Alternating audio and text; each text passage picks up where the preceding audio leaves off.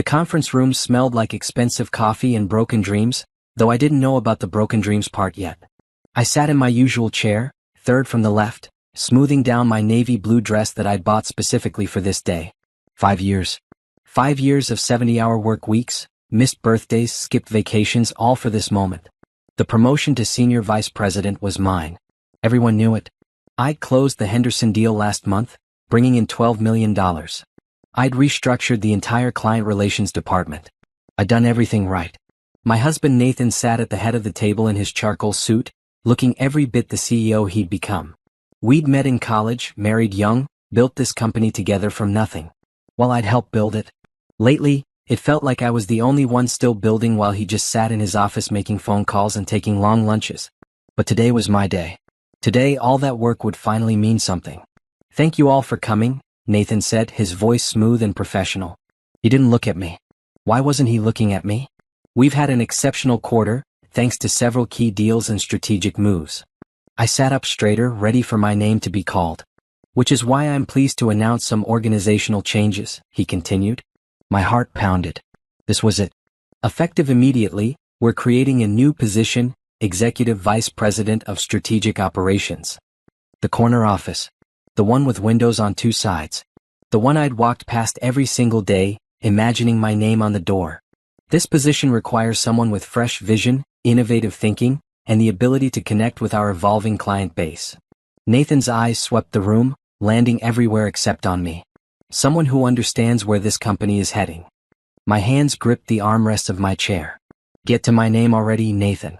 I'm thrilled to announce that Simone Patterson will be stepping into this role." The room tilted. I heard the words, but they didn't make sense. They couldn't make sense. Simone? The 26-year-old assistant who'd been with the company for less than 2 years? The girl who brought Nathan his coffee and scheduled his meetings? The one who couldn't even work the complex database system I'd built?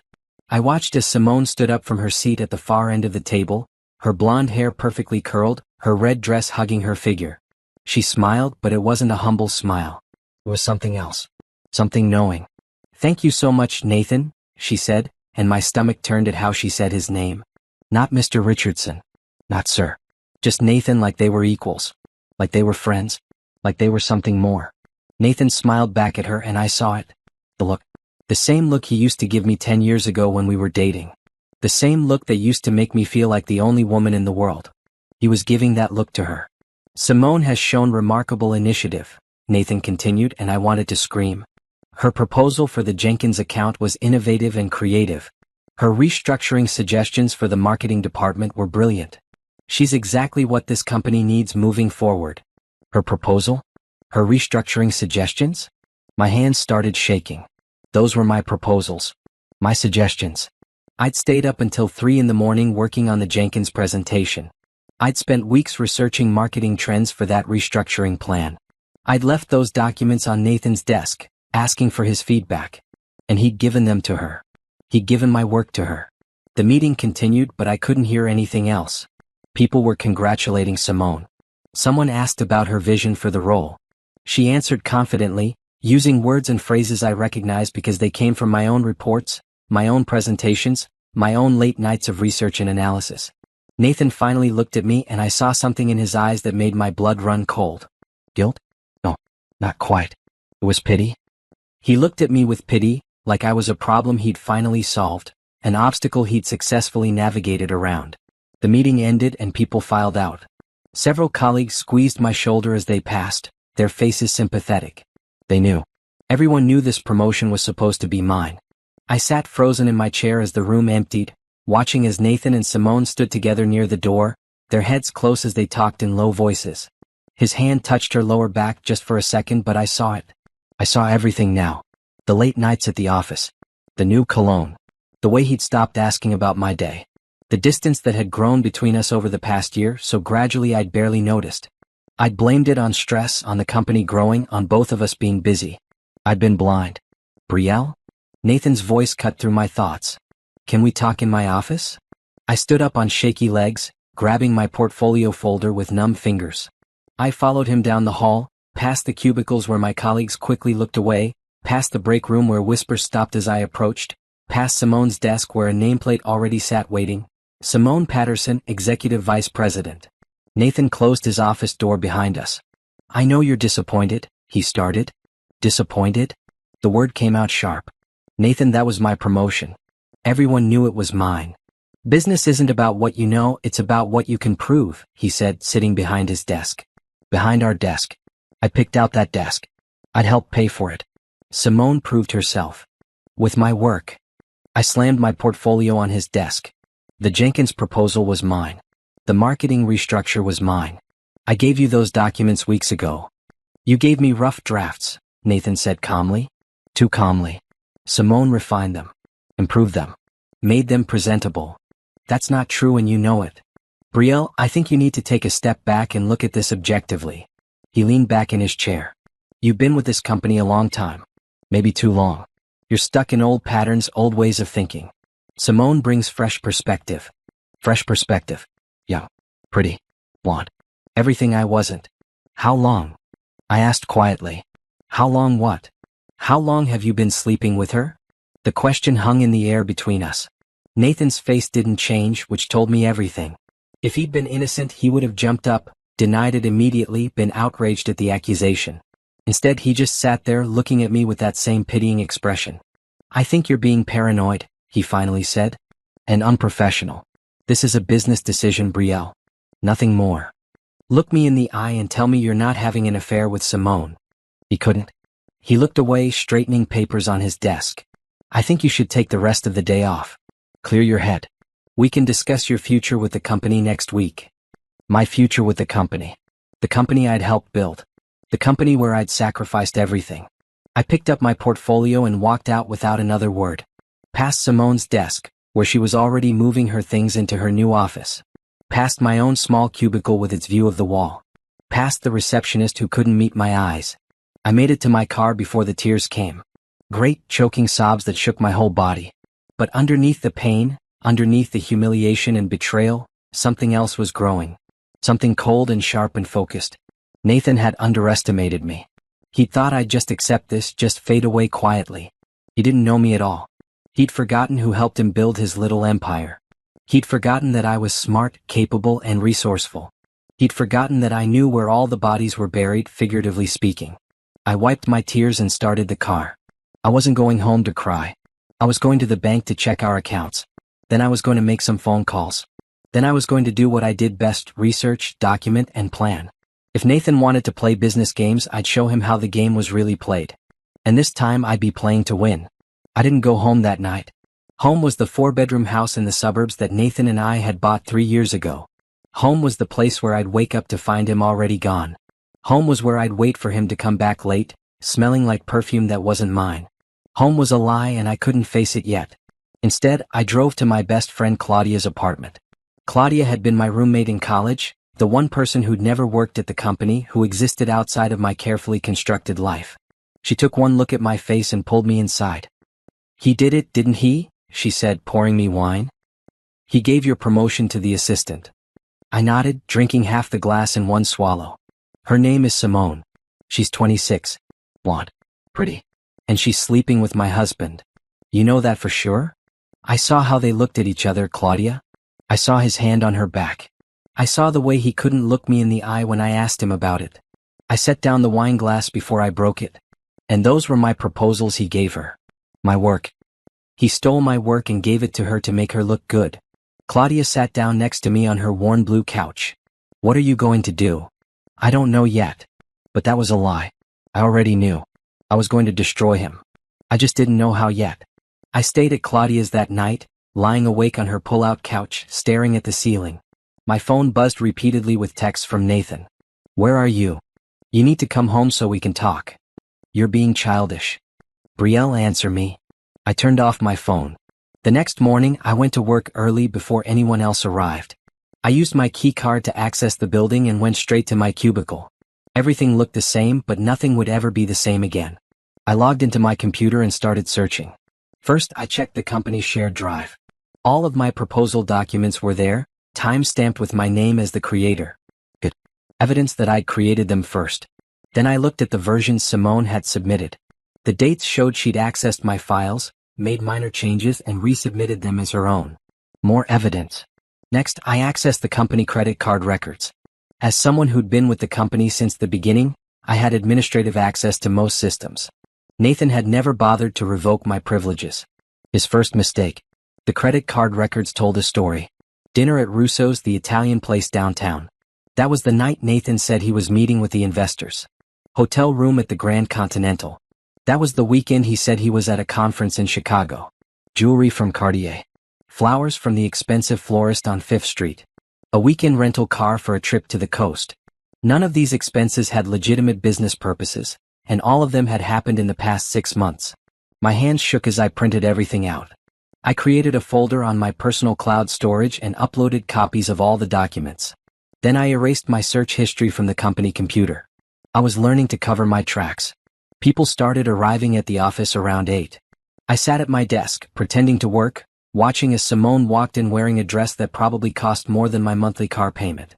She headed straight for her new office, my office, the one I'd earned, and I felt rage burn through my chest. Nathan arrived at 9, carrying 2 cups of expensive coffee. He stopped at Simone's office first, handing her one of the cups, lingering in her doorway. Then he walked past my cubicle without even glancing at me. Brielle. My manager, Tom, appeared at my desk. He looked uncomfortable. Nathan wants to see you in his office. I followed Tom down the hall, my professional mask firmly in place. Whatever Nathan wanted to say, I wouldn't give him the satisfaction of seeing me break. Nathan sat behind his desk, looking tired. Good. I hoped he hadn't slept at all. You didn't come home last night? I stayed with a friend. You need to come home, Brielle. We need to talk about this. About what? About how you stole my work. About how you gave my promotion to your assistant. About how you're having an affair with her. Lower your voice, Nathan hissed, glancing at the door. People can hear you. I don't care. Well, I do. This is my company. Our company, I corrected. I helped build this. I worked just as hard as you did. You were support staff, Nathan said, and the words hit like a slap. I was the visionary. You were the assistant. You helped, yes, but don't pretend you built this. I built this. Support staff? I brought in $12 million last quarter. Because I gave you the opportunity. Because I put you in that position. Don't forget that I'm the one who. Who what? I stood up. Who married me? Is that what you were going to say? That I should be grateful you married me? That you did me some kind of favor? Nathan rubbed his temples. That's not what I meant. You're twisting everything. Look, I asked you here because I want to discuss your role going forward. With the new organizational structure, we're going to need to make some adjustments. What kind of adjustments? We're eliminating your current position. But don't worry, we're creating a new role for you. Junior account manager. You'll be supporting Simone in her new position. The room spun. He wanted me to work under her. Under the woman he was sleeping with. Under the woman who'd stolen my promotion using my own work. You want me to report to Simone. She'll need experienced support as she transitions into the executive role. No. I quit. Nathan laughed. Actually laughed. You can't quit, Brielle. You need this job. We need the income. Or have you forgotten we have a mortgage? Car payments? Your salary is what keeps. Our salary, I interrupted. I've been making more than you for the past 2 years, Nathan. Check the records. While you were playing CEO, I was actually bringing in clients and closing deals. So no, you need my income. I'll be just fine. That shut him up. I turned and walked out before he could respond, my heart pounding so hard I thought it might explode. I went back to my cubicle, packed my personal items into a box, and walked out of the building for what I thought was the last time. But I was wrong. I'd be back. Just not the way Nathan expected. I spent the next 3 days at Claudia's apartment, planning. I made lists. I researched lawyers. I went through our bank statements, credit card bills, and financial records. The picture that emerged made me sick. Nathan had been embezzling from the company. Not much at first, just a few hundred here and there. But over the past year it had grown. $5,000 for a trip to Miami. $10,000 for a car lease in Simone's name. $20,000 transferred to an offshore account I didn't recognize. He'd been setting up a separate life, and he'd been using company money to do it. He'd also forged my signature. On loan documents. On contracts. On financial agreements that put the company at risk. I found at least 7 instances where my signature appeared on documents I'd never seen before. I made copies of everything. I uploaded files to 3 different cloud storage accounts.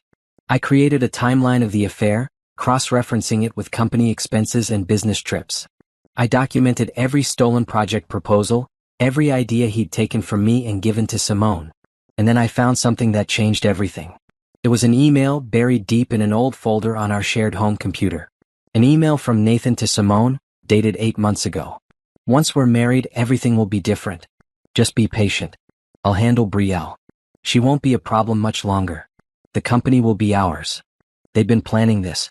Planning to push me out, steal the company, and get married. Nathan had been setting me up to fail for months, systematically cutting me out while positioning Simone to take over. I read the email 3 times, my hands shaking. Then I forwarded it to my personal email along with 50 other messages I found between them. Love notes. Planning sessions. Discussions about how to make me look incompetent. Proof of the affair. Proof of the conspiracy. Nathan had made one critical mistake. He'd underestimated me. He'd thought I was just the girl he'd married, the supportive wife who'd helped him build his dream. He'd forgotten that I was smart, strategic, and very, very angry. I called a lawyer that afternoon. Her name was Patricia Chin, and she specialized in business fraud and divorce cases. I showed her everything. Mrs. Richardson, she said, looking up from the documents, I think we have more than enough here for multiple lawsuits. Corporate fraud, embezzlement, forgery. And that's before we even get to the divorce. I want him to lose everything, I said. The company, the house, everything. Patricia smiled. It wasn't a nice smile. Then let's get started. Patricia's office was on the 15th floor of a glass building downtown, with a view of the city that stretched for miles. I sat in her leather chair, watching cars move like toys on the street below, while she read through the documents I'd brought. This is extensive, she said after 20 minutes. How long did it take you to compile all of this? 3 days. 3 days. She looked at me with new respect. Mrs. Richardson, you should have been a lawyer. I just wanted the truth. You got more than that. You got a smoking gun. Multiple smoking guns. She spread the documents across her conference table. Let's go through this systematically. First, the embezzlement. You've documented 53 separate instances of company funds being used for personal expenses. Hotels, gifts, trips, even a car lease. That's criminal fraud. Can we prove it was him and not just company expenses? The email thread where he tells Simone to book the Miami trip under her name but use the company card? Yes, we can prove it. The receipt for the Cartier bracelet that Simone posted on her social media the same day it was purchased on the company card? We can prove it. Your husband was sloppy, Mrs. Richardson. He got comfortable. What about the forged signatures? Patricia pulled out 7 different documents. These are serious. This loan document put the company in significant debt. This contract committed the company to terms that could result in financial penalties. If the board knew about these, they'd have grounds to sue him personally. The board doesn't know? According to these filing dates, he submitted these when the board was between quarterly meetings. He rushed them through without proper oversight. That's another violation of corporate governance. I felt a grim satisfaction. What else? The stolen intellectual property. Your project proposals, your restructuring plans. You have time-stamped proof that you created these documents. You have evidence that Simone accessed them from your shared drive. And you have the final submissions where she presented them as her own work with only minor changes. That's theft. Is that enough to get my promotion? Patricia shook her head. Getting your promotion back isn't the goal here, Mrs. Richardson. The company is compromised. Your husband has been running it into the ground while cooking the books. The goal is to expose the fraud, protect yourself legally and financially, and then decide what you want to do next. I want him to pay. He will. But we need to be smart about this. Strategic. We're going to file several actions simultaneously. First, divorce proceedings. We'll file for separation of assets and request a full financial audit. That will freeze your joint accounts and protect your personal finances. He'll fight it. Let him. While he's fighting the divorce, we'll make an anonymous report to the company's board of directors about potential financial irregularities. They're required by law to investigate. When they find what you found, they'll have to act. Anonymous. For now. You don't want to be seen as a disgruntled employee or a vengeful wife. You want to be the innocent party who had no idea what was happening. Let the evidence speak for itself. I nodded, understanding. This wasn't about revenge.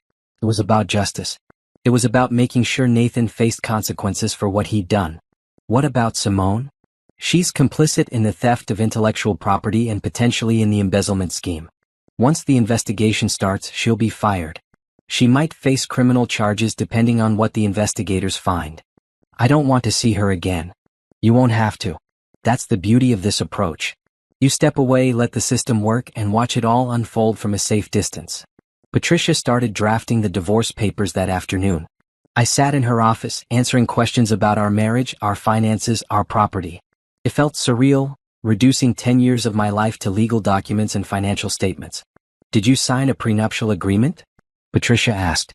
No. Nathan said we didn't need one because we were building everything together. Good. That means you're entitled to half of everything, including his share of the company. I don't want the company. Not anymore. Then we'll negotiate a buyout. But first we need to establish its true value. Which brings me to my next point. I'm going to recommend we hire a forensic accountant. Why? Because I think there's more money hidden than what you've found. The offshore account you mentioned? That's just the tip. If your husband has been planning this for months, he's been moving assets. We need to find everything before he has a chance to hide it better. The forensic accountant's name was Jerome, and he looked exactly like you'd expect someone named Jerome who hunted hidden money to look. Glasses. Nervous energy. A laptop covered in coding stickers. But he was brilliant. Within 2 days, Jerome had found 3 more offshore accounts, 2 investment portfolios Nathan had opened in his name only, and a safe deposit box at a bank I'd never heard of. The total came to just over $400,000. He's been siphoning money from the company for at least 18 months, Jerome explained, showing me spreadsheets that made my head hurt. Small amounts at first, harder to track. But he got greedy. These transfers here, and here? Those happened in the past 3 months. He was accelerating. Because he was planning to leave. Exactly. He was building a nest egg so he could walk away from the company and start fresh with Simone. Using my work to make her look competent so she could get a job somewhere else. Right.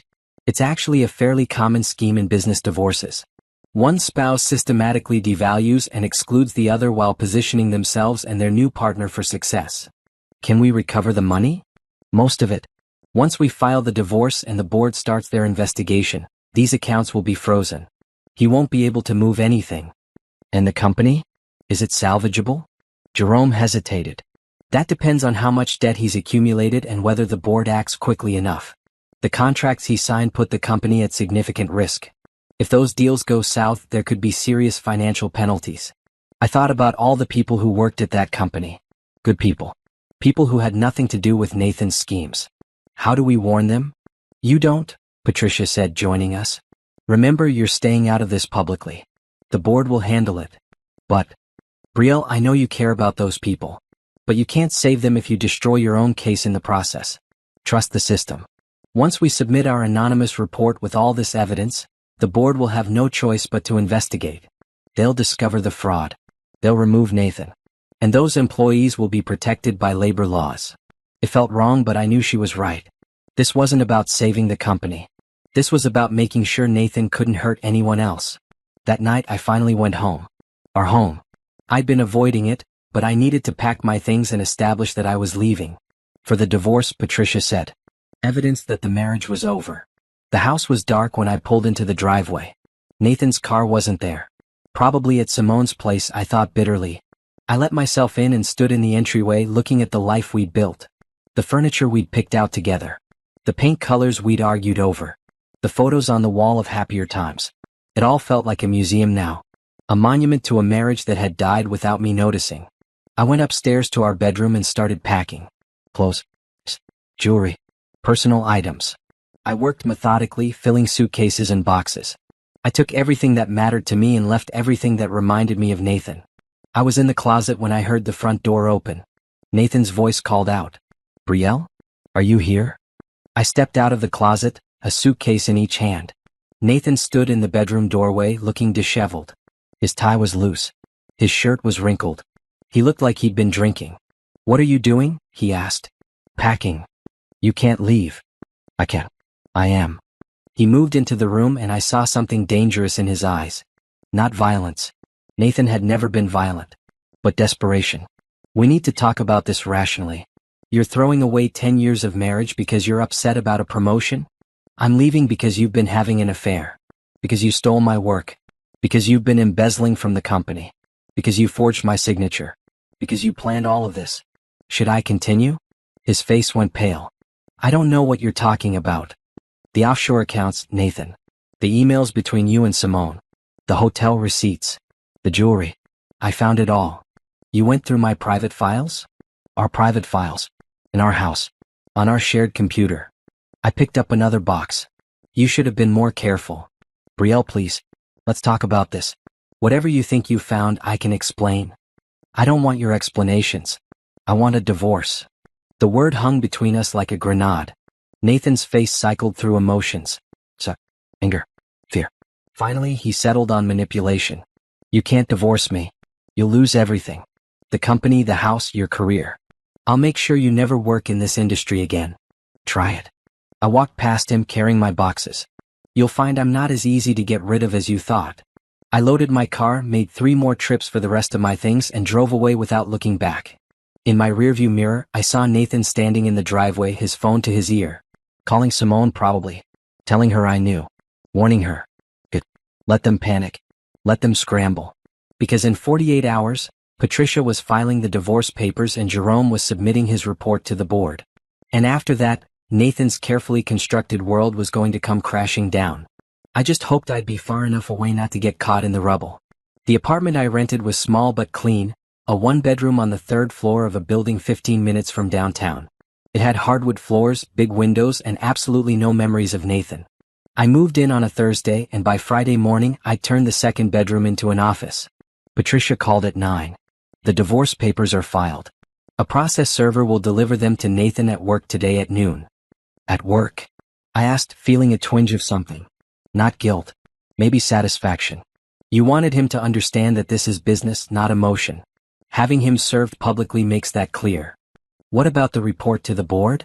Jerome submitted it anonymously this morning through the company's fraud hotline. They're legally required to investigate any allegation of financial misconduct within 72 hours. I'd expect them to start asking questions by Monday. That fast. The evidence is overwhelming, Brielle. They won't have a choice. After I hung up, I sat at my new desk and opened my laptop. I'd spent the past week thinking about what came next. I couldn't work in the industry anymore. Nathan would blacklist me, spread rumors, make it impossible. But I had skills, experience, contacts I'd built over 5 years of bringing in clients and closing deals. I opened a blank document and started typing. Business plan, executive summary, market analysis. I worked through lunch, through dinner, stopping only when my eyes started to blur. Claudia came by around 8 with Chinese food and wine. You're going to work yourself to death, she said, unpacking containers of lo mein and dumplings. I'm building something. Building what? My own firm. Consulting. Business strategy. Everything I was doing at Nathan's company, but for myself. Claudia sat down across from me, studying my face. You're serious. Completely. I have the knowledge. I have the experience. I have clients who trust me. Or at least I had clients. I need to find out how many of them would be willing to work with me independently. That's a risk. Everything's a risk. Staying with Nathan was a risk, and look how that turned out. She raised her wine glass. To risks then. And to revenge business plans. To revenge business plans? I agreed. Over the weekend I built my website. Nothing fancy, just clean and professional. BR Consulting Strategic Business Solutions. I listed my experience, carefully omitting any mention of Nathan's company. I included testimonials from 3 clients I'd worked with, after emailing them to ask permission. All 3 responded within hours. Of course you can use my testimonial. When are you launching? We'd love to work with you. I heard you left. Call me. We should talk. Nathan's an idiot for letting you go. Send me your rates. 3 potential clients. It was a start. Monday morning I got the call I'd been waiting for. Not from Patricia but from Tom, my old manager. Brielle? His voice was tense. I don't know if I should be calling you, but I thought you should know. The board showed up this morning. Auditors. Lawyers. They've locked down Nathan's office and seized all the financial records. My heart pounded. What happened? I don't know all the details, but there's talk about fraud. Embezzlement. Nathan's been suspended. They're interviewing everyone who had access to the company accounts. What about Simone? She was escorted out by security an hour ago. They took her computer, her files, everything. I closed my eyes, feeling the weight of it all. It was happening. The dominoes were falling. Tom, I need to ask you something. The Henderson deal. The Jenkins proposal. The marketing restructure. Did you know those were mine? He was quiet for a long moment. Yeah, I knew. We all knew. Nathan took your work and gave it to Simone. Some of us wanted to say something, but he was the CEO. Yeah. Tom, if you're asked to give a statement to the board, tell them the truth. Tell them about the stolen proposals. Tell them everything you know. Brielle, are you the one who reported him? I thought about lying. But Tom had been a good manager. Fair. Honest. He deserved the truth. The evidence reported itself. I just made sure it was found. Good, he said, and I heard the relief in his voice. He deserved it. What he did to you was wrong. What he did to the company was worse. After I hung up, I sat in my apartment feeling strange. I'd been so focused on gathering evidence, on planning, on building my case. I hadn't really thought about how it would feel when it actually happened. I expected to feel triumphant, vindicated. But instead, I just felt tired. My phone rang again. Patricia, have you heard? Tom called. The board moved faster than I expected. They found the offshore accounts this morning. The forged signatures. The stolen intellectual property. They're filing criminal charges against Nathan for fraud and embezzlement. Criminal charges? He stole over $400,000 from his own company, Brielle. That's not a civil matter. That's a crime. I thought about Nathan in handcuffs. Nathan in court. Nathan in prison. The image should have satisfied me. Instead, it just made me sad. Not for him. For the man I'd thought he was. For the marriage I'd believed in. For the 10 years I'd wasted on a lie. What about the divorce? Nathan's lawyer called this morning. They want to negotiate. Negotiate what? He doesn't have a leg to stand on. Exactly. Which is why they want to settle quickly before more comes out. They're offering you the house, half his remaining assets, and a lump sum payment of $100,000. What about the company? With the criminal charges pending, Nathan's shares will likely be sold to cover legal fees and restitution. You could fight for your portion, but honestly, I'd recommend taking the settlement and walking away. The company is toxic now. It might not survive this. She was right. The company I'd helped build was dead. Nathan had killed it with his greed and his lies. Fighting for a piece of it would be like fighting for scraps from a corpse. Take the deal, I said. I want this over. Smart. I'll have the paperwork drawn up by end of day. You could be divorced within a month. 1 month. 10 years of marriage dissolved in 30 days. It should have felt longer. It should have hurt more. But mostly I just felt relief. That afternoon I made business calls. I contacted every client I'd worked with over the past 5 years. Not to gossip. Not to badmouth Nathan. Just to let them know I was available for consulting work. The response was overwhelming. I've been waiting for you to call. When can you start? We heard about the investigation. We're looking for a new strategic partner. Are you available? Nathan's company is finished. We'd rather work with you anyway. By the end of the day, I had 5 confirmed clients and 3 more interested in preliminary meetings. My new company had revenue before it even officially existed. I called Patricia back. I need to incorporate. BR Consulting LLC. I need contracts drawn up, insurance policies, everything. You're moving fast. I've wasted enough time. I'm 40 years old, Patricia. I'm not spending another year of my life in limbo. 40 is young. You've got decades ahead of you. Exactly. And I'm going to make them count. That night I couldn't sleep. I kept thinking about Nathan receiving the divorce papers at work. Being escorted out of his office by security. Realizing that everything he'd built was gone. I didn't feel guilty. I felt free. At midnight I got an email. From Nathan. The subject line was blank. The message was short. You destroyed me. I hope you're happy. I read it 3 times. Then I hit reply. You destroyed yourself. I just made sure everyone saw the truth. I pressed send and blocked his email address. I didn't need his anger. I didn't need his blame. I didn't need anything from him anymore. My phone buzzed with a text from an unknown number.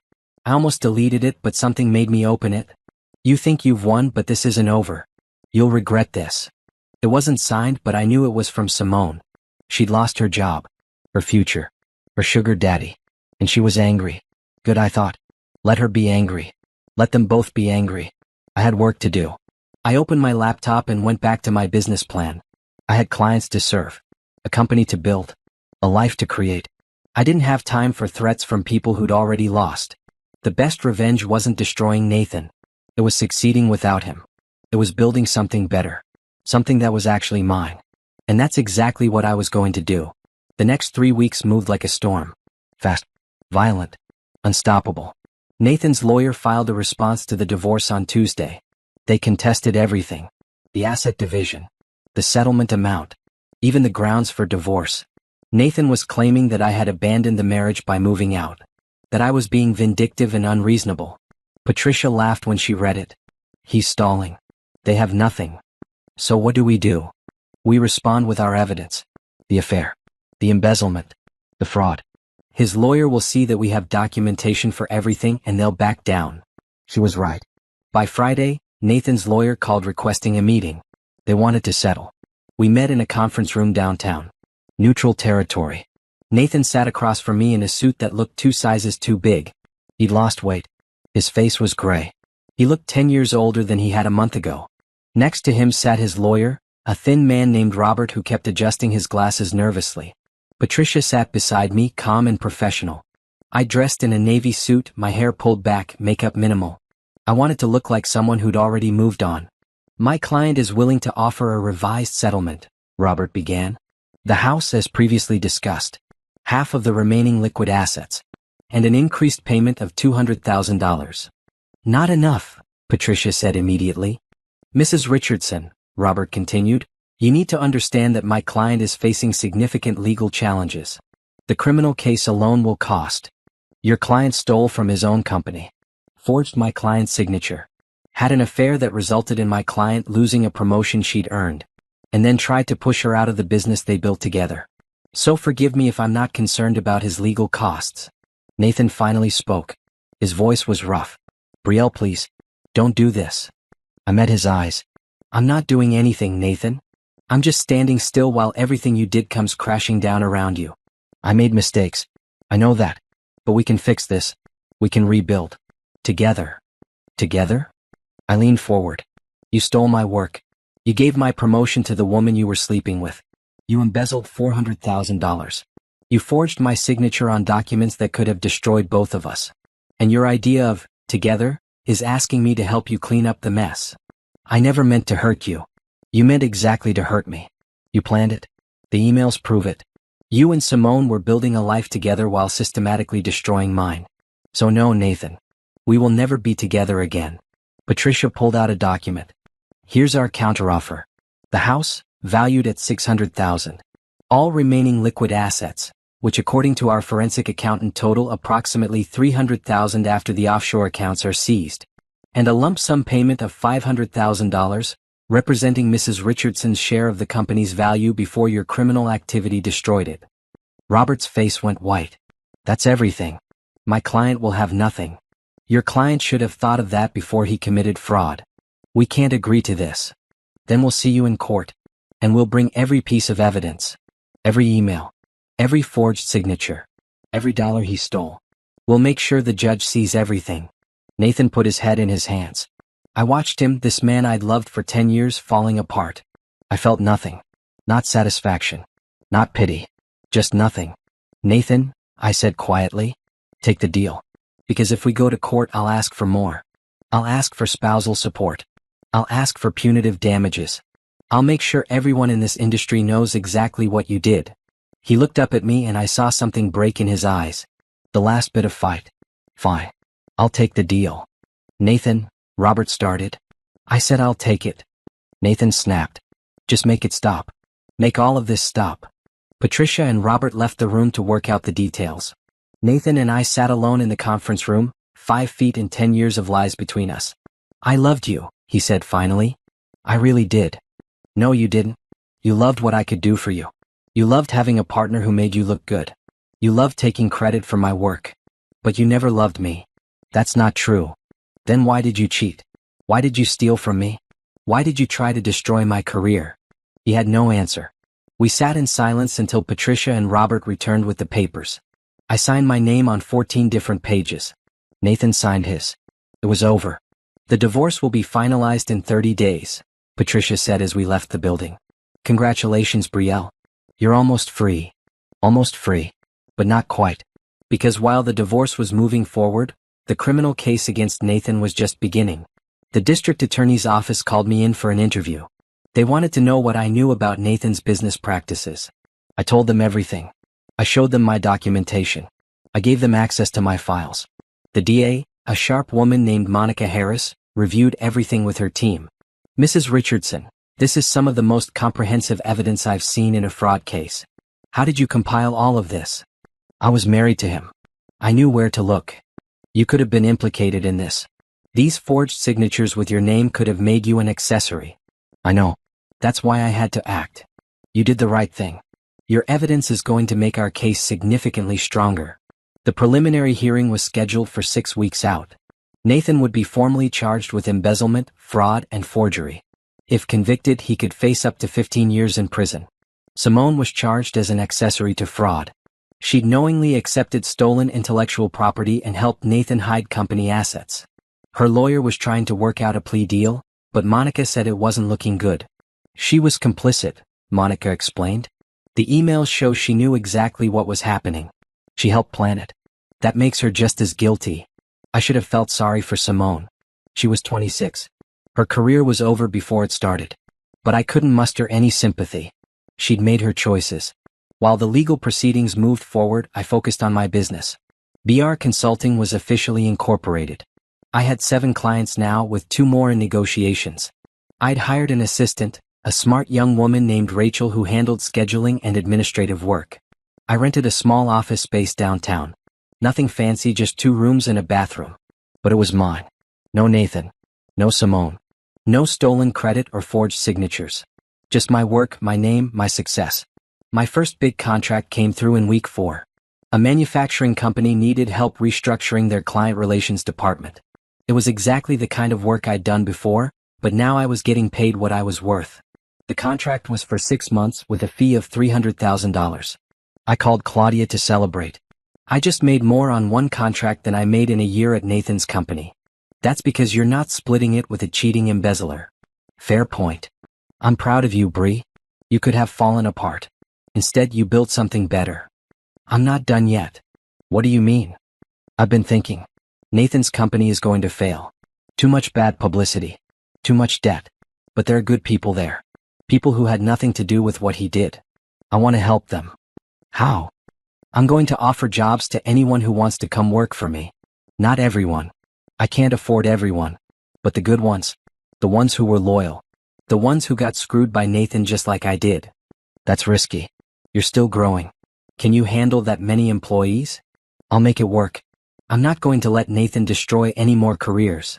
Over the next 2 weeks, I reached out to 5 people from Nathan's company. Tom, my old manager.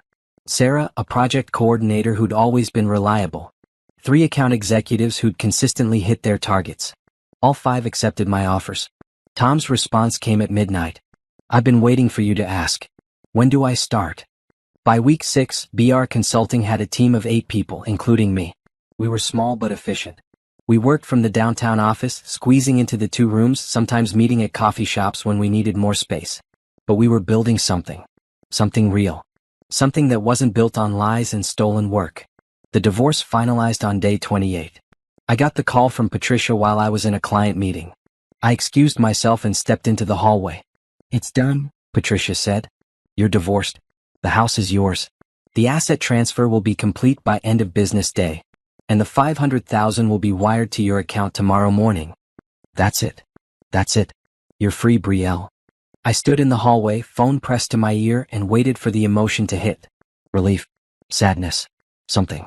But all I felt was tired. Thank you, Patricia. For everything. You did all the hard work. I just filed the papers. That night, I went home to my apartment.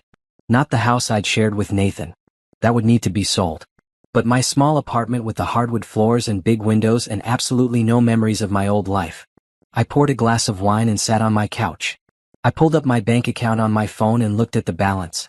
More money than I'd ever had in my life. Money that was mine. Earned. Fought for. Won.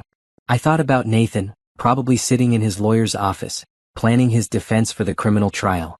I thought about Simone, whose social media accounts had gone dark weeks ago. I thought about the company that had been my life for 5 years, now circling the drain. And I felt nothing. I was free. I was building something new. I was successful. This was what winning looked like. The criminal trial started on a Tuesday morning in October. I wasn't required to testify, but Monica Harris asked me to attend. The jury needs to see the human cost, she explained. They need to understand that this wasn't just corporate fraud.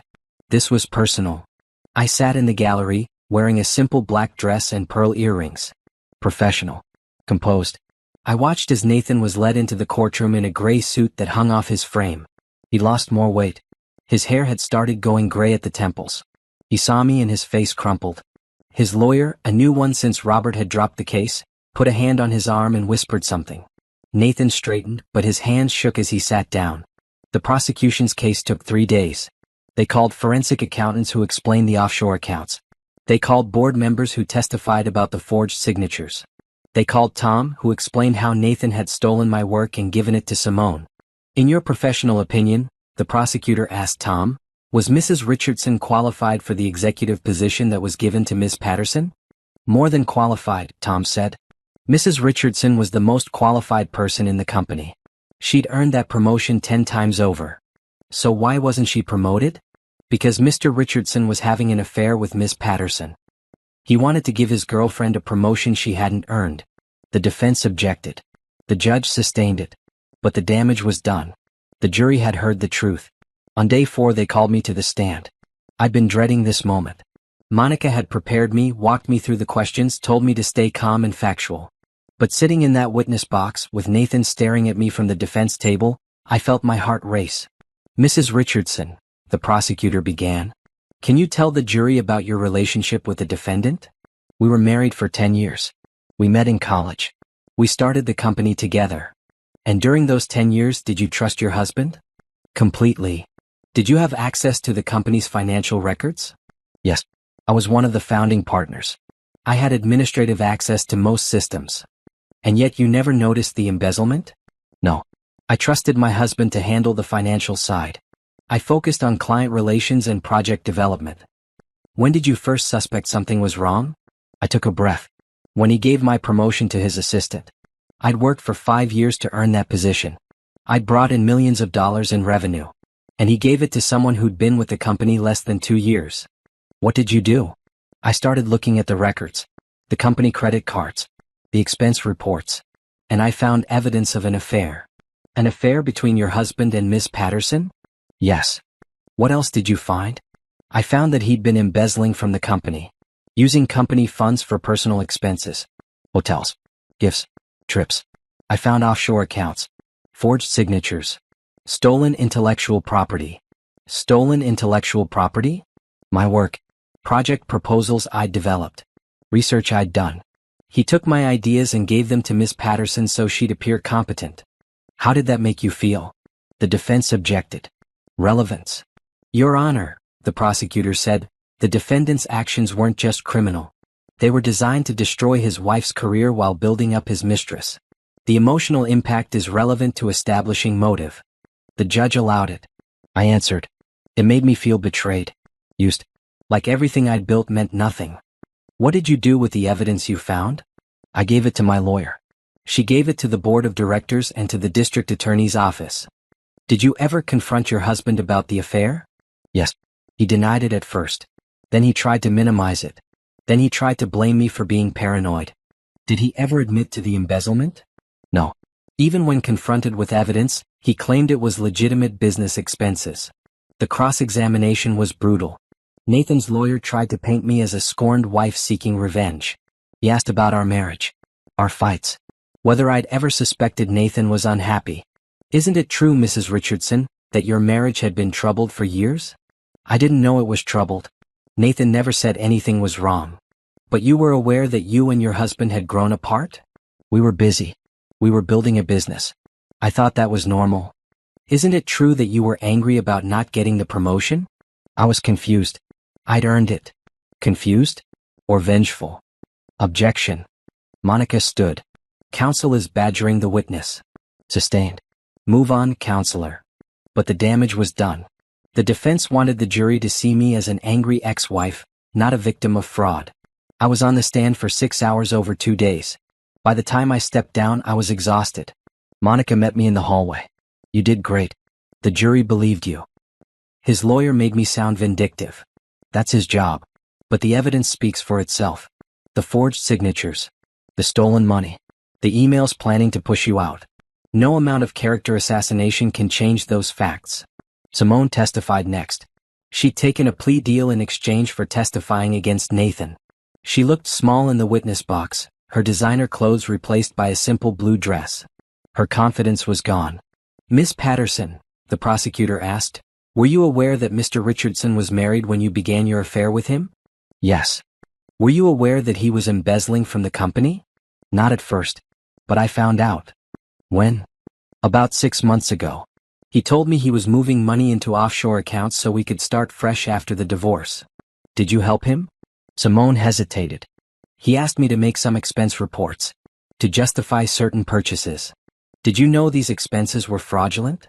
I suspected. But you did it anyway? I loved him. I thought we were building a future together.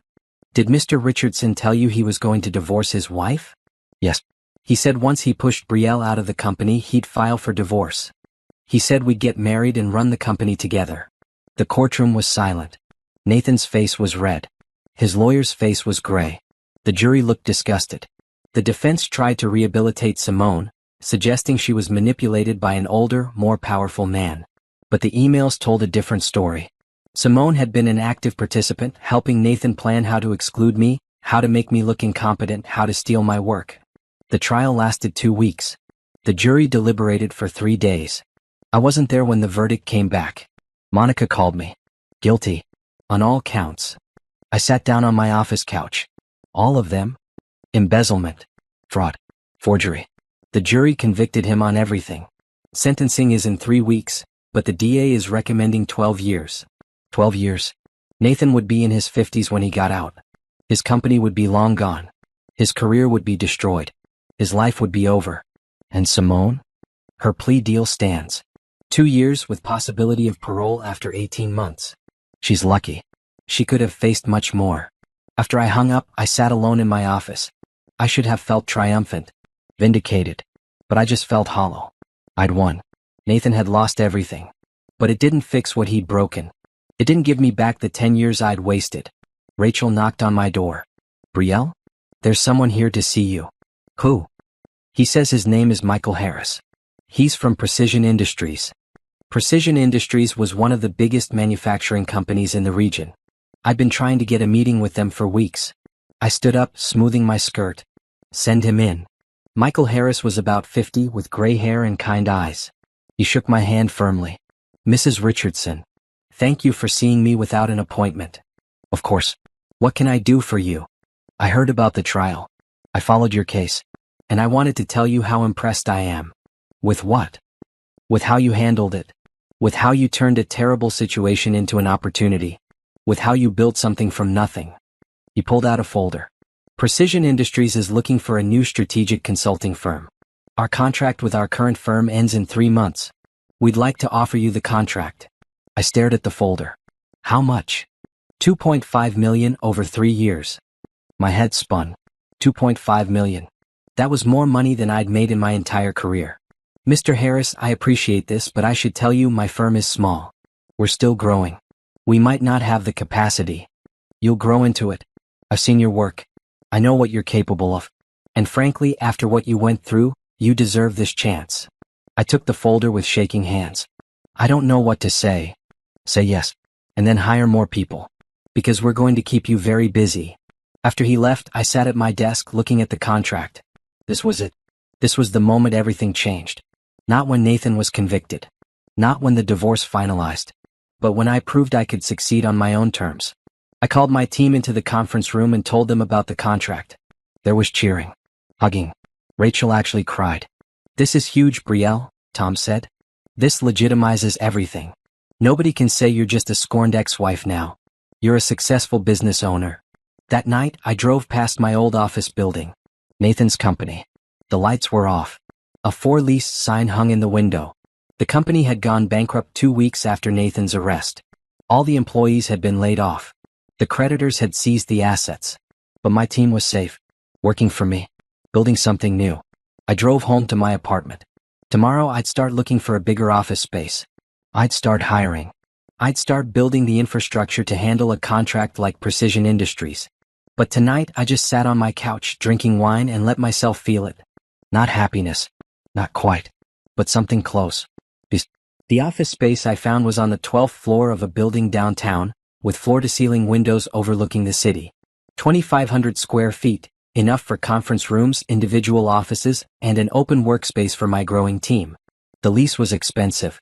So was the furniture. So were the new computers, the phone system, the kitchen setup. I spent $40,000 in the first week alone, and every time I transferred money from my account, I felt a flutter of panic. What if this didn't work? What if I was overextending? But then I looked at the contract from Precision Industries, sitting framed on my temporary desk, and I remembered, I'd earned this. I built this. I could make it work. Rachel helped me hire. We posted ads for account executives, project managers, administrative support. We got hundreds of applications.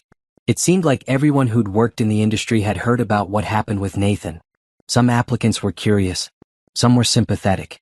Some were opportunistic, seeing a chance to join a growing firm. We hired slowly and carefully. I interviewed every candidate personally. I checked references. I asked hard questions about ethics, about loyalty, about what they'd do if asked to compromise their integrity. By December, 3 months after the trial, BR Consulting had 20 employees. We were operating out of our new office, managing 8 major clients, and billing over $1 million in quarterly revenue. I was exhausted and exhilarated in equal measure. Tom became my COO. Sarah ran operations. I brought in a CFO named Gregory, a retired banker who knew how to manage growth without taking stupid risks. We had weekly meetings where we reviewed every contract, every expense, every decision. You're building something sustainable, Gregory told me after one particularly long meeting. Not just profitable but sustainable. That's rare. I learned from Nathan's mistakes. Growth without infrastructure is just a house of cards waiting to fall. Smart. Keep thinking like that and you'll be fine. The business magazines started calling. They wanted interviews. They wanted to know how I'd bounced back from such public betrayal. They wanted to make me into a story about resilience and revenge. I turned most of them down. I didn't want to be known as Nathan's ex-wife. I wanted to be known as a good consultant who ran a solid firm. But one magazine, Business Trends Monthly, was persistent. Just one interview, the editor pleaded. Focus on the business, not the personal drama. Talk about your strategy for growth, your approach to client relations. Give other people the tools to succeed. I agreed. The article ran in January, 6 months after I'd left Nathan's company. The headline was simple: Building Better, How One Consultant Turned Betrayal into Business Success. The article talked about my education, my experience, the clients I'd brought in. It mentioned the trial only briefly, focusing instead on how I'd used my skills to create something new. There was a photo of me in my office, looking professional and confident. The article went viral. My website crashed from traffic. We got 50 new inquiries in 3 days. I had to hire 2 more people just to handle the incoming requests. One of those inquiries came from a name I recognized, Sterling Technologies. They'd been Nathan's biggest client, a contract worth $5 million annually. Nathan had lost them after his arrest. The CEO, James Sterling, called me directly. Mrs. Richardson, I'd like to discuss moving our account to your firm. Mr. Sterling, I appreciate the interest, but I should be transparent. I used to work for your previous consultant. There might be a conflict. Nathan Richardson is in prison. His company is bankrupt. There's no conflict. And frankly, after reading about what you went through and seeing what you've built, I'd rather work with you anyway. Can I ask why? Because you have integrity. Nathan didn't. He cut corners. He fudged reports. He told us what we wanted to hear instead of what we needed to know. You won't do that. How do you know? Because if you were willing to compromise your integrity, you'd still be working for him. Sterling Technologies became my 9th major client.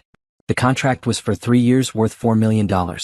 Combined with Precision Industries and my other contracts, BR Consulting was suddenly billing over $10 million annually. I had to move to an even bigger office. The new space was on the 23rd floor. Executive suite. Conference rooms with smart boards and video systems. A reception area with comfortable chairs and good coffee. 4,500 square feet of proof that I'd made it. We threw an office warming party in February. I invited clients, employees, friends. Claudia came with her new boyfriend. Tom brought his wife. Gregory brought expensive champagne.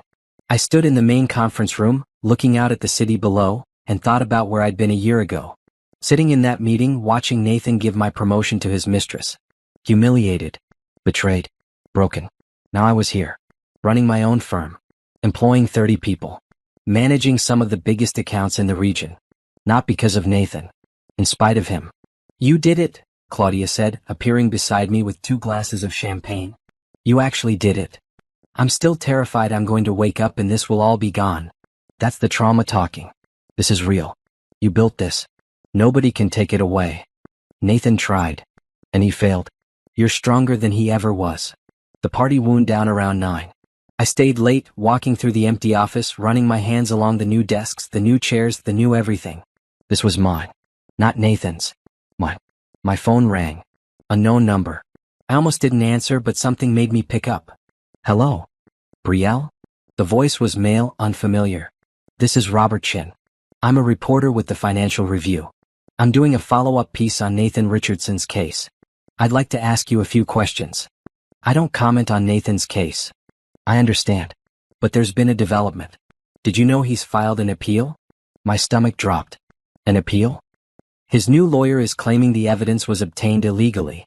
That you accessed company files without authorization. They're trying to get the conviction overturned. I sat down heavily in my desk chair. That's not true.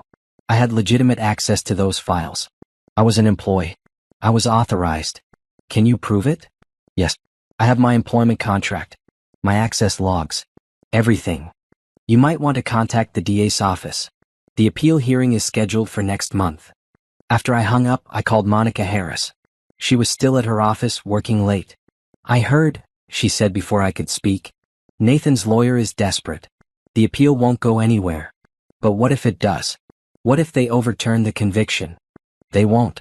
We have documentation of your access rights. We have evidence that you were authorized to review those files. Nathan's lawyer is grasping at straws because Nathan can't accept that he lost. So what do I do? Nothing. Let the system work. The appeal will be denied. Nathan will stay in prison. And you'll keep building your business. But I couldn't let it go. For days I couldn't sleep. I kept imagining Nathan's conviction being overturned. Him walking free. Coming after me. Destroying what I'd built. Tom noticed. You're distracted. What's going on? I told him about the appeal. He shook his head. Nathan's an idiot. The evidence was solid. The jury convicted him unanimously. No judge is going to overturn that based on a technicality. But what if? No what ifs. You can't let Nathan's desperate last-ditch effort derail everything you've accomplished. Focus on the business. Focus on your clients. Let the lawyers handle the legal stuff. He was right. I knew he was right. But for the next month, I checked the court docket every day. I called Monica for updates. I couldn't focus. The appeal hearing happened on a Tuesday in March. I didn't attend, but Monica called me afterward. Denied. The judge ruled that you had proper authorization. The evidence stands. Nathan's conviction is final. I exhaled for what felt like the first time in weeks. It's really over? It's really over. Nathan exhausted his last option. He'll serve his sentence. He won't bother you again. That night, I slept properly for the first time in weeks.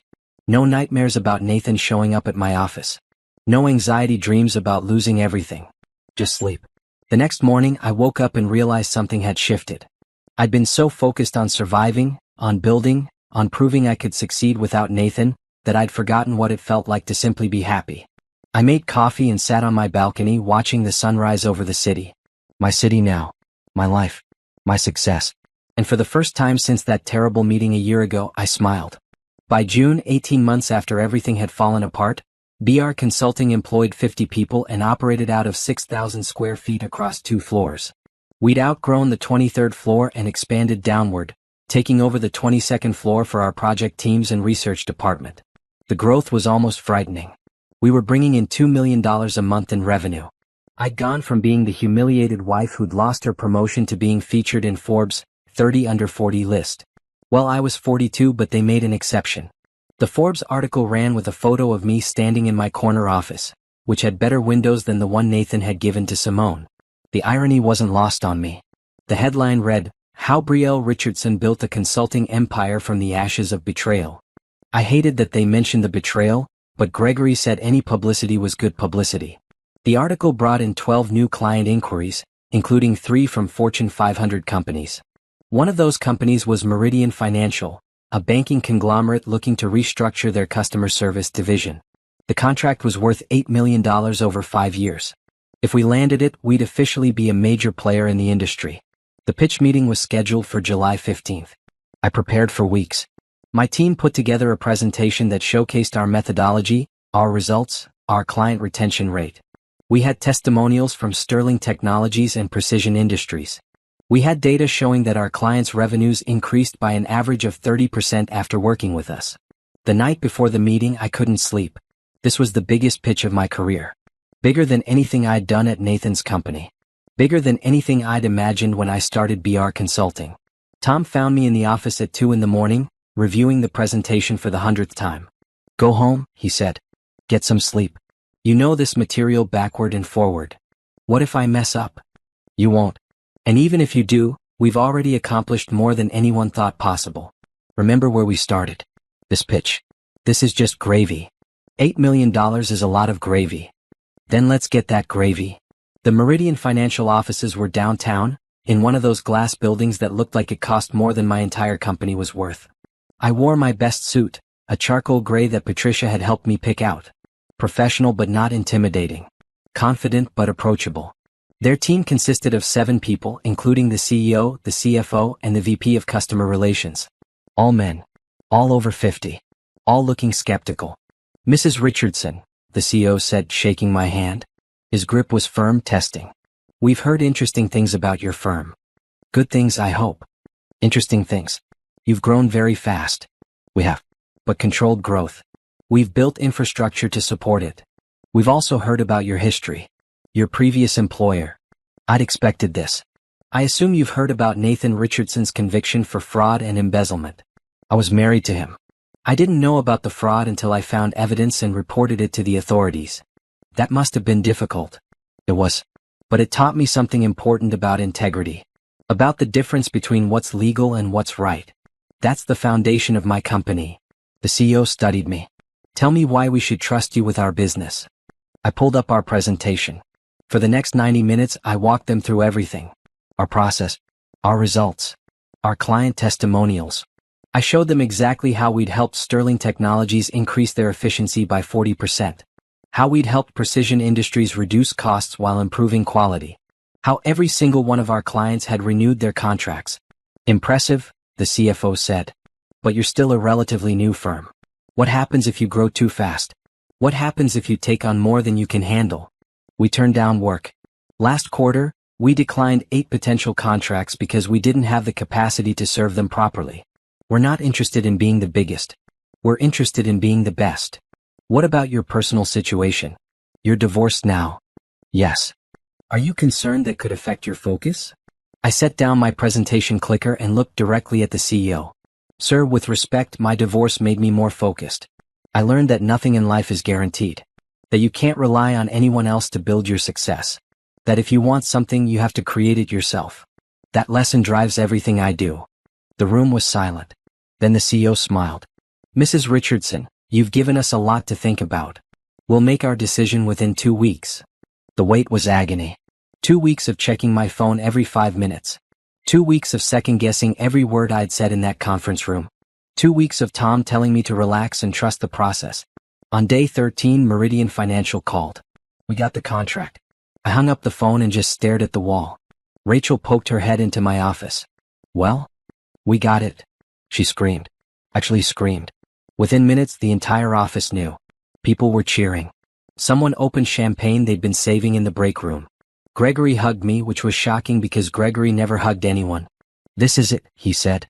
"This is the moment you officially stop being a startup and become a real company. We were always real. You know what I mean. You're playing with the big companies now. You're legitimate." That night, I took my core team out to dinner at the nicest restaurant downtown. Tom, Rachel, Gregory, Sarah, and 3 others who'd been there from the beginning. We ordered too much food and too much wine and celebrated like we'd won the lottery. "Remember when we were working out of that 2-room office?" Sarah said, raising her glass. Remember when we had to share desks? Remember when our biggest contract was for $50,000? Tom added. Remember when everyone thought we'd fail? Rachel said quietly. I raised my glass. To remembering where we started. And to never forgetting that we built this together. The next morning, I woke up in my apartment and realized something needed to change. I was 42 years old. I ran a successful company. I was financially stable for the first time in my life. And I was still living in the same one-bedroom apartment I'd rented when I left Nathan. It was time to find a real home. I spent the next month looking at houses. Not the suburbs where Nathan and I had lived. I didn't want anything that reminded me of that life. I wanted something new. Something mine. I found it in August. A townhouse in the city, walking distance from my office. 3 bedrooms, exposed brick, a rooftop terrace with views of downtown. It was beautiful and expensive and exactly what I wanted. I made an offer that same day. The sellers accepted within 24 hours. By September I was moving in. Claudia helped me unpack. This place is gorgeous, she said, looking around the living room. It's so you. It's so not Nathan, you mean? Same thing. She was right. Every choice I'd made in decorating was mine. Modern furniture. Bold colors. Art I actually liked instead of art that was appropriate. A kitchen with expensive appliances because I'd decided to learn how to cook properly. A bedroom with a bed that was just mine. The master bathroom had a soaking tub that looked out over the terrace. I filled it that first night, poured wine, and sat in the hot water looking at my city through the window. No Nathan. No lies. No betrayal. Just me and the life I'd built from scratch. My phone rang. I almost didn't answer, but the number was familiar. Monica Harris, the DA. Brielle? I wanted to let you know that Nathan's been moved to a different facility. Minimum security. He'll be eligible for parole in 4 years instead of 12. My hand tightened on the phone. Why? Good behavior. Participation in programs. He's been a model prisoner. So he could get out in 4 years? It's possible. But even if he's released, he'll have a criminal record. He'll never work in business again. He'll never regain what he lost. After I hung up, I sat in my bathtub processing. Nathan could be out in 4 years. Walking around free. But what could he do? He couldn't hurt me anymore. I'd built something he couldn't touch. I'd created success he couldn't steal. 4 years. I'd be 46. My company would be even more established. I'd have built even more. And Nathan would be a middle-aged ex-convict trying to start over with nothing. The thought didn't scare me anymore. It just made me tired. I finished my wine, drained the tub, and went to bed in my new house. Tomorrow I had 3 client meetings and a pitch for a new contract worth $2 million. I had a business to run. A team to lead. A life to live. Nathan's parole was his problem. Not mine. Fall arrived with cool winds and golden leaves, and with it came a visitor I hadn't expected. I was in my office on a Wednesday afternoon when Rachel buzzed through. Brielle? There's a woman here to see you. She doesn't have an appointment, but she says it's important. Her name is Margaret Richardson. Nathan's mother. I hadn't seen Margaret since before the trial. She'd called once after Nathan's arrest to tell me I was destroying her son's life. I'd hung up on her. Now she was here in my office and I couldn't imagine what she wanted. Send her in. Margaret looked older. Smaller. She'd always been a strong woman, the kind who ran charity boards and spoke at fundraisers. Now she looked fragile, walking into my office with uncertain steps. Mrs. Richardson, I said, standing but not moving to greet her. Brielle. Thank you for seeing me. She sat down without being invited. I know you have no reason to listen to me. Then why are you here? Because I need to apologize. For what Nathan did. For how I reacted. For blaming you when you were the victim. I sat back down. I don't need your apology, Margaret. Perhaps not. But I need to give it. She folded her hands in her lap. I visited Nathan last week. In prison. And for the first time he told me the truth. About the affair. About the embezzlement. About how he stole your work. About everything. Why are you telling me this? Because he's my son and I love him, but what he did was unforgivable. I raised him better than that. And I want you to know that I don't blame you for what happened to him. He did this to himself.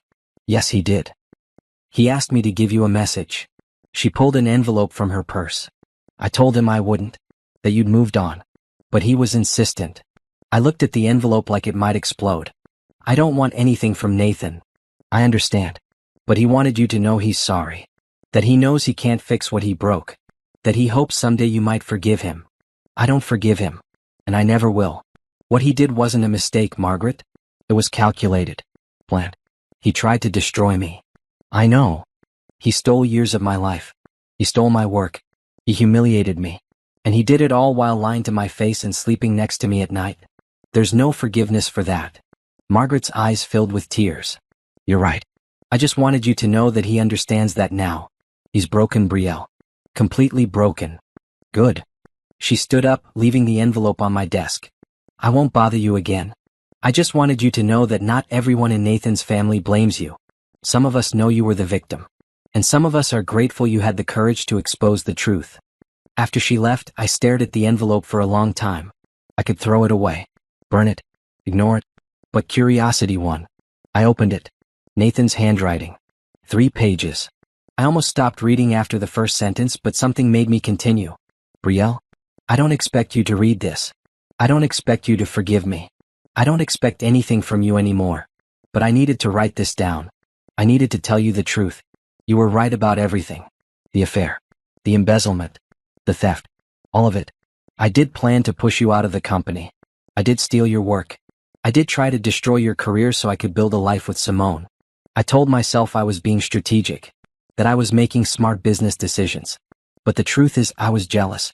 You were always smarter than me, better with clients, more creative, more hardworking. And instead of being proud of you, instead of appreciating what you brought to our partnership, I resented you. I resented that clients asked for you specifically. I resented that employees respected you more than me. I resented that you made the company successful while I just took credit for it. So I tried to take you down. I gave your work to Simone because I wanted to prove that anyone could do what you did, that you weren't special. But I was wrong. The company fell apart without you. Simone couldn't do the work. Nobody could do what you did. And now I'm in prison. I've lost everything. My company, my freedom, my reputation, my future. And I deserve it. Every single day of this sentence is justice for what I did to you. I saw the Forbes article. I know about your company. I know you're succeeding beyond anything we built together. And I'm glad. Not because it makes me feel better about what I did, but because it proves that you never needed me. You built that company. You earned that success. It was always yours. I don't ask for forgiveness. I don't ask for anything. I just want you to know that I'm sorry. And that I spend every day regretting what I did to the best person I've ever known. Nathan. I read the letter 3 times. Then I folded it carefully, put it back in the envelope, and filed it away in my desk drawer. It changed nothing. The apology didn't undo what he'd done. It didn't give me back the years I'd wasted. It didn't heal the betrayal. But it gave me something I hadn't realized I needed, confirmation that I'd been right. That I hadn't been paranoid or vindictive. That Nathan had known exactly what he was doing and he'd done it anyway. And he'd lost. I closed my desk drawer and went back to work. I had a conference call with Meridian Financial in 20 minutes. I had a life to live, a business to run, success to maintain. Nathan's apology was noted and filed away, like any other document that was no longer relevant to my life. That weekend, I finally went through the house I'd inherited in the divorce. The house Nathan and I had shared. I'd been renting it out, not ready to deal with it. But now, with everything settled, with Nathan in prison and the appeals exhausted, it was time. The house was empty. The tenants had moved out the month before. I walked through rooms full of ghosts. The kitchen where Nathan and I had made breakfast together. The living room where we'd watched movies. The bedroom where we'd slept side by side while he planned my destruction. I felt nothing. No nostalgia. No sadness. Just practicality.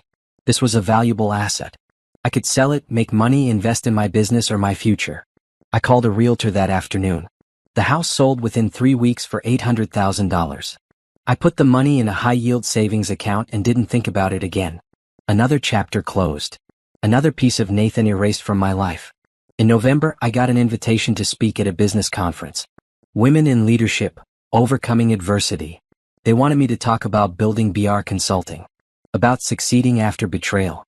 About turning pain into power. I almost said no. I didn't want to be known as the betrayed wife. I wanted to be known as a good consultant. But Tom convinced me. Tell your story, he said. There are thousands of women out there who've been betrayed, who've been pushed out, who've been told they aren't good enough. They need to hear how you fought back. So I said yes. The conference was in Boston. 500 attendees. I stood backstage, nervous, watching the speaker before me talk about work-life balance. When my name was called, I walked out to polite applause and stood at the podium, looking at hundreds of faces.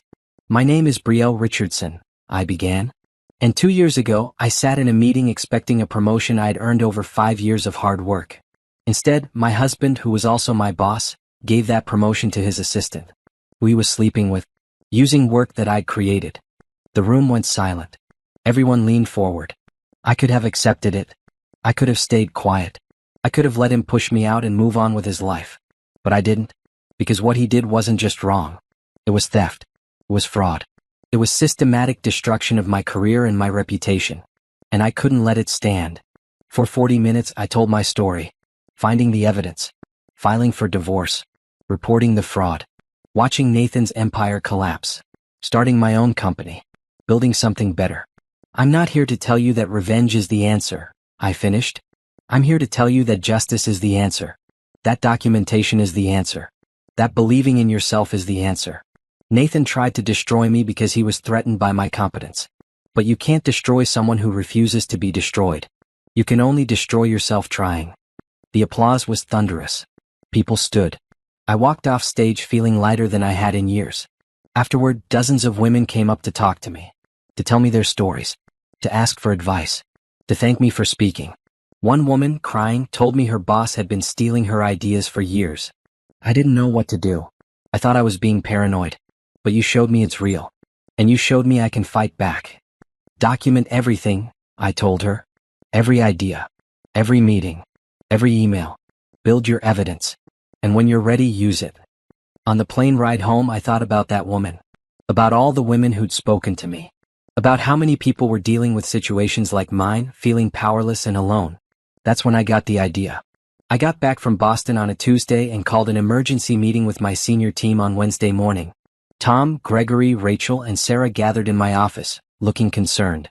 "Is everything okay?" Rachel asked. "Everything's fine. Better than fine. I have an idea and I need your input." I told them about the women in Boston. About the stories they'd shared. About the pattern I'd seen. "There are thousands of people like me," I said. "People who've been pushed out, stolen from, betrayed by partners or bosses or colleagues. And most of them don't know what to do. They don't know how to gather evidence. They don't know how to protect themselves legally. They don't know they can fight back." "What are you proposing?" Gregory asked. "A new division of BR Consulting. We call it Integrity Services. We help people who are dealing with workplace fraud, theft of intellectual property, or systematic exclusion. We document everything. We help them build their cases. We connect them with lawyers and forensic accountants. And then we help them rebuild their careers afterward." "That's not consulting," Tom said carefully. "That's something else entirely. It's justice. And it's a gap in the market. These people need help and nobody's providing it." "It's also potentially dangerous," Gregory said. "You'd be going up against powerful people. Companies with lawyers. Executives with resources. That could expose BR Consulting to lawsuits, retaliation, all kinds of risk." "I know. That's why I'm asking your opinion. This is your company too. If we do this, we all take the risk." The room was silent. Then Sarah spoke up. "Remember 2 years ago when I was dealing with my divorce? When my ex tried to claim he built my career? You helped me document everything. You connected me with your lawyer. You gave me advice that saved my life. If it wasn't for you, I'd have nothing. I remember. Then let's do this for other people. Let's help them the way you helped me. The way you helped yourself." "I'm in," Rachel said. "This is important work." "I'm in too," Tom added. "But we need to be smart about it. Set it up as a separate legal entity. Get insurance. Protect the main consulting business." Gregory nodded. "I can work on the financial structure. Keep the two divisions separate but connected. That way if one gets sued, the other is protected." "So we're doing this?" "We're doing this. Over the next 3 months, we built Integrity Services from the ground up. We hired 2 lawyers who specialized in employment fraud. We brought on a forensic accountant. We created a secure intake process for potential clients. We set up a fund to help people who couldn't afford legal fees. And we prepared for the backlash. Because there would be backlash. Powerful people didn't like being exposed. Companies didn't like being sued. We were essentially declaring war on everyone who abused their position to hurt others. The backlash came faster than expected. We'd been operating Integrity Services for just 6 weeks when I got a call from an unknown number. I answered, expecting another potential client. Brielle Richardson? The voice was male, smooth, threatening. This is Derek Wilson. I'm General Counsel for Hartwell Industries. Hartwell Industries was one of the companies we were investigating. An employee had come to us with evidence that her supervisor was stealing her work and harassing her. We'd helped her file a complaint. How can I help you, Mr. Wilson? You can stop interfering in our internal affairs. You can stop encouraging our employees to file frivolous complaints. And you can close down your little revenge business before someone gets hurt. Is that a threat? It's friendly advice. Hartwell Industries has significant resources. We protect our people. And we don't appreciate outsiders stirring up trouble. Your employee came to us because your company failed to protect her. We're just helping her document the truth. Her supervisor denies everything. There's no evidence of wrongdoing. There are 17 emails where he takes credit for her work. There are 12 instances where he submitted her proposals as his own. There are 6 witnesses who can testify to the harassment. Would you like me to continue? Derek was silent. Then, you're making a mistake. Back off. He hung up. I immediately called our lawyers. We might have a problem. But it wasn't just Hartwell Industries. Within a week, 3 other companies we were investigating hired private investigators to dig into my past, my company, my finances. They were looking for anything they could use to discredit me, to shut down Integrity Services, to protect their executives from accountability. They're desperate, our lawyer explained. That means we're effective. But you need to be careful, Brielle. These people play dirty. I found out exactly how dirty 2 weeks later. I was in my office late on a Friday night when Rachel burst in, her face pale. Brielle, you need to see this. She handed me her phone. On the screen was a news article from a business blog I'd never heard of. The headline made my stomach drop. BR Consulting's dark secret. Founder built empire on stolen evidence and corporate espionage. The article claimed I'd illegally accessed Nathan's company files. That I'd hacked into systems without authorization. That I'd stolen corporate secrets and used them to blackmail Nathan into a favorable divorce settlement. It claimed Integrity Services was a front for corporate espionage, helping disgruntled employees steal information from their employers. Every word was a lie. But it was published. Out there. Spreading. Who wrote this? I asked. Rachel scrolled down. The byline was anonymous. Published by a site called Business Truth Now. I've never heard of it. The domain was registered 3 weeks ago. It's a hit piece. Someone paid for this. What do we do? I called Patricia immediately. Then I called our corporate lawyers. Then I called Monica Harris, even though this wasn't a criminal matter. By midnight we had a team assembled. This is defamation, Patricia said. Every claim in that article is provably false. We have documentation showing you had proper authorization to access those files. We have court records proving your divorce was based on legitimate evidence. We can sue whoever published this. But we don't know who published it. We'll find out. And in the meantime, we'll get this taken down and issue a statement with the truth. But the damage was spreading. By morning, the article had been picked up by 3 other sites. My phone was ringing with calls from clients asking if the allegations were true. My email was flooded with messages, some supportive, many suspicious. I called an emergency meeting with my entire company. 53 people crammed into our main conference room. I stood at the front and told them everything.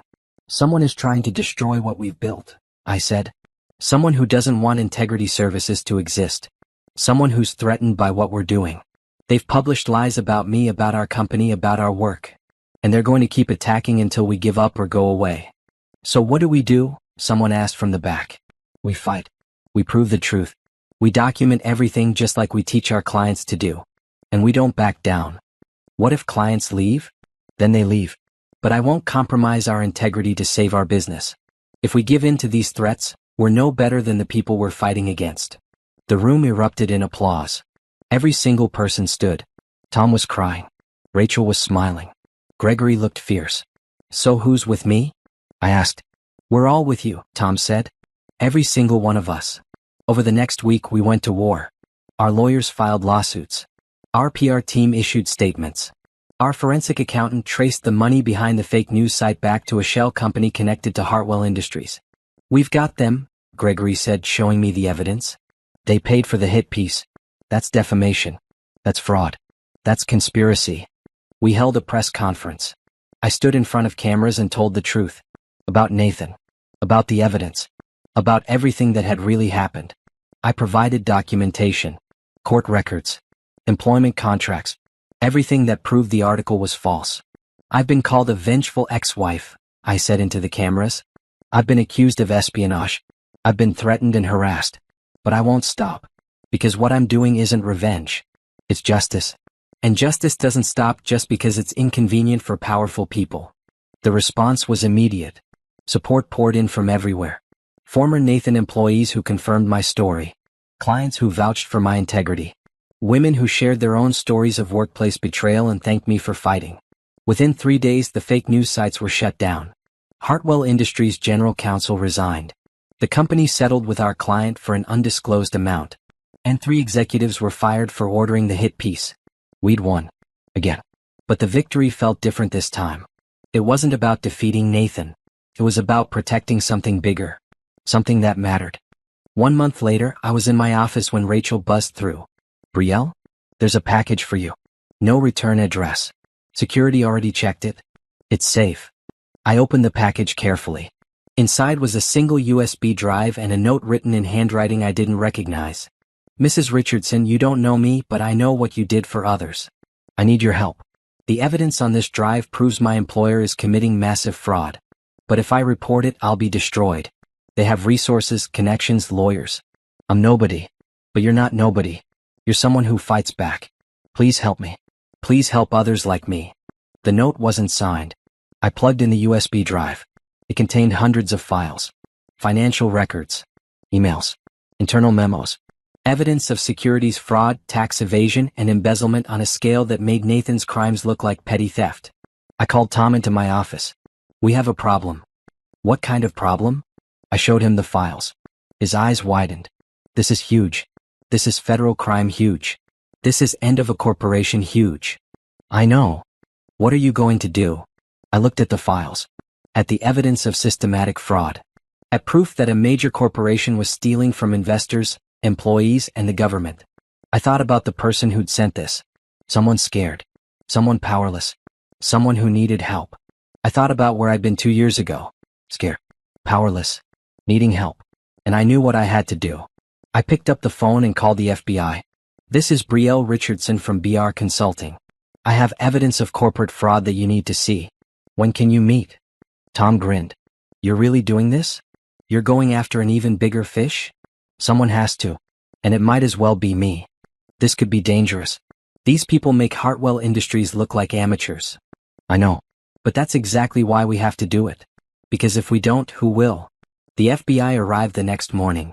2 agents in dark suits who looked at the evidence with increasingly serious expressions. They took the USB drive. They took statements.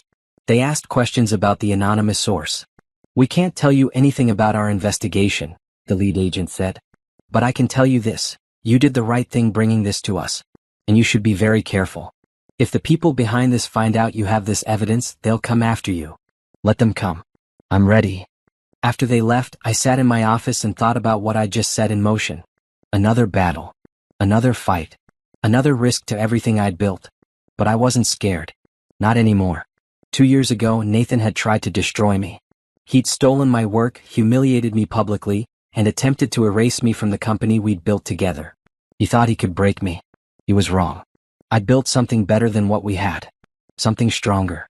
Something that couldn't be stolen or destroyed because it was built on truth, integrity, and justice. And now I was using that strength to help others. To fight for people who couldn't fight for themselves. To make sure that what happened to me never happened to anyone else who didn't have the resources to fight back. The FBI investigation would take months. Maybe years. The corporation would fight. They'd hire lawyers. They'd try to intimidate witnesses. They'd do everything Nathan did, but bigger, more sophisticated, more dangerous. But I'd been through this before.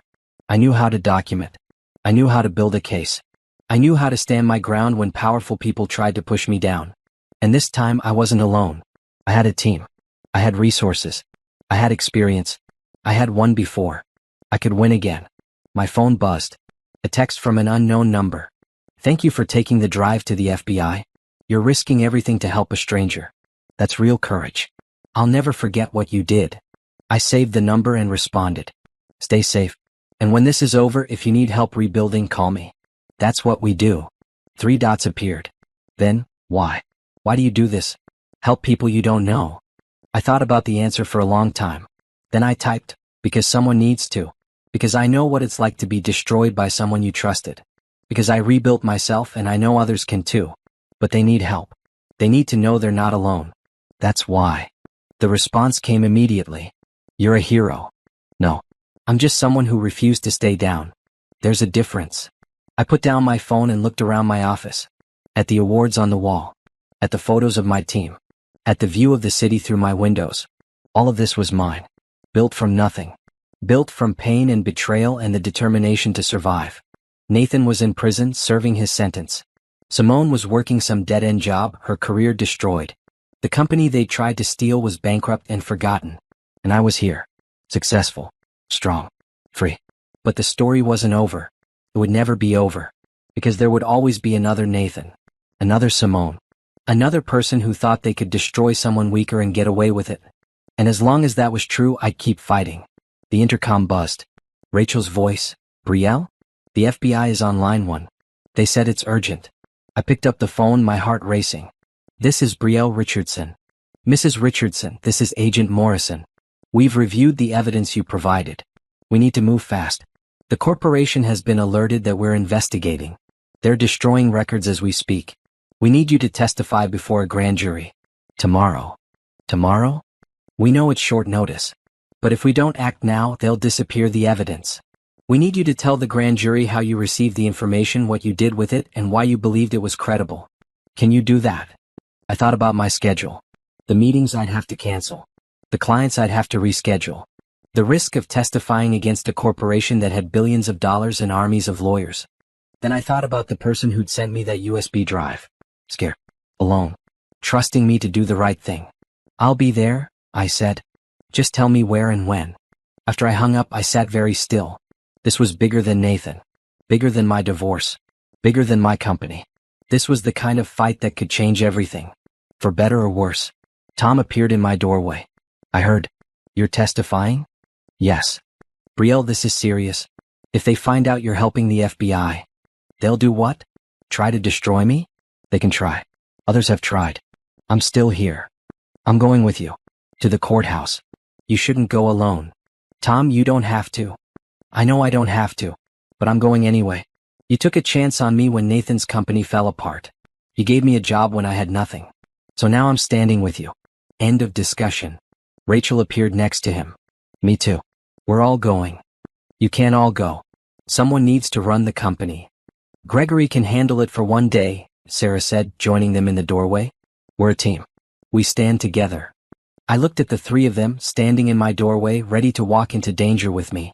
2 years ago I'd been alone. Betrayed. Broken. Now I had people who would fight beside me without being asked. Okay, I said, my voice thick. We go together. The next morning we drove to the federal courthouse in 2 cars. The building was massive, all stone and glass and authority. We went through security. We waited in a conference room while lawyers in expensive suits rushed past. Agent Morrison briefed me one more time. Just tell the truth. Answer the questions honestly. Don't speculate. Don't embellish. Just facts. I can do that. One more thing. The corporation's lawyers will be there. They can't cross-examine you in a grand jury proceeding, but they'll be watching. They'll take notes.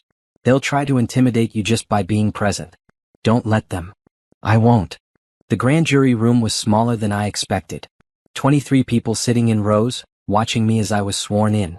The prosecutor, a stern woman named Sandra Martinez, asked me questions for 90 minutes. How did I receive the evidence? How did I verify it was authentic? Why did I bring it to the FBI? What did I know about the anonymous source? I answered every question honestly. I showed them my credentials. I explained my background in business analysis. I walked them through how I'd examined the evidence and recognized the pattern of fraud.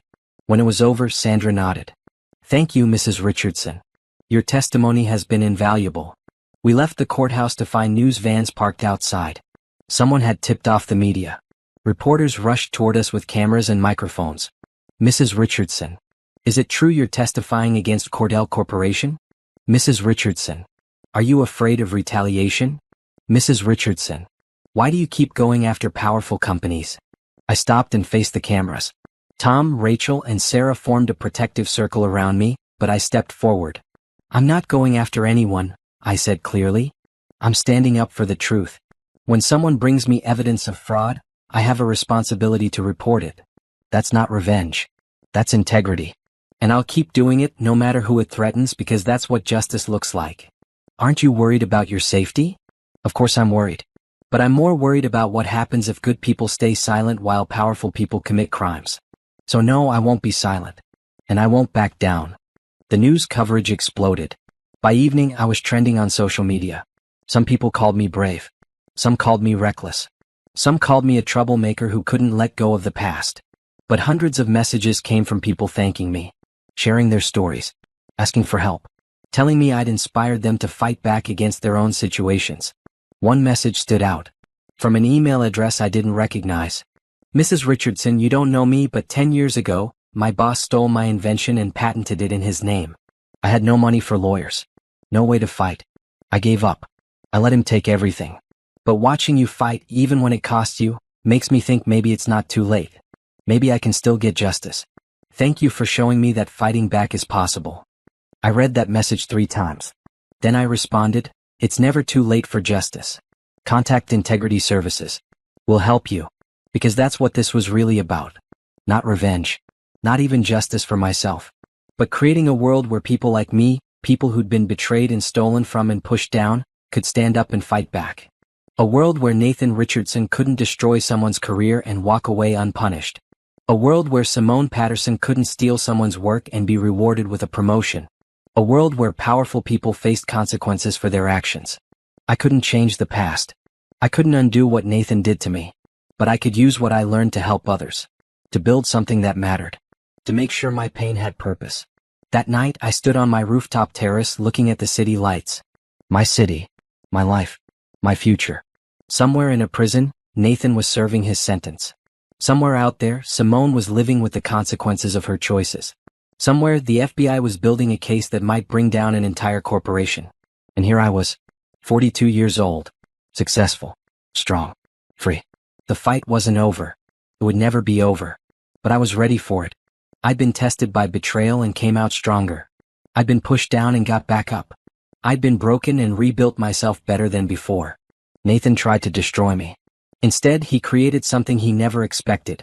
A fighter who wouldn't quit. An advocate who wouldn't be silenced. A woman who turned her worst nightmare into her greatest strength. And that was the best revenge of all.